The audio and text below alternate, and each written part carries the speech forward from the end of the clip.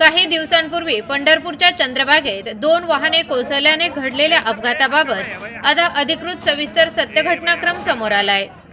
ऊस तोडणी मजुरांची टोळी घेऊन निघालेल्या ट्रॅक्टरला भरधाव कंटेनरने समोरून धडक दिली। या झालेल्या अपघातात दोन्ही वाहने पुलावरून थेट भीमा नदी पात्रात कोसळली। रविवारी दिनांक 11 रोजी रात्री 11:30 वाजण्याच्या सुमारास पंढरपुरात घडलेल्या या अपघातात दोघांचा जागीच मृत्यू झाला, तर 7 जण जखमी झाले आहेत। या अपघातात महादेव दिलीप काळे, राजू रमेश चव्हाण अशी ठार झालेल्यांची नावे आहेत। अपघातातील सर्वजण जळोली करकंब परिसरातील आहेत। याबाबत अधिक माहिती अशी की करकंब येथील दिनेश दगडू देशमुख यांचा ट्रॅक्टर कर्नाटकात ऊस तोडणीच्या कामासाठी गेला होता।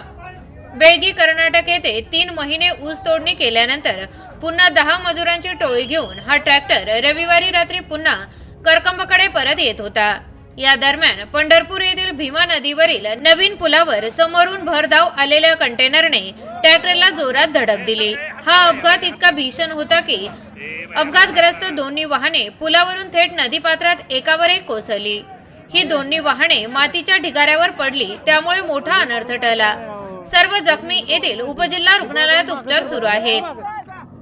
पोलीस व अग्निशामक विभागाने तसेच महसूल विभागाने शर्थीचे प्रयत्न करून अपघातग्रस्तांना मदत करत बाहेर काढले।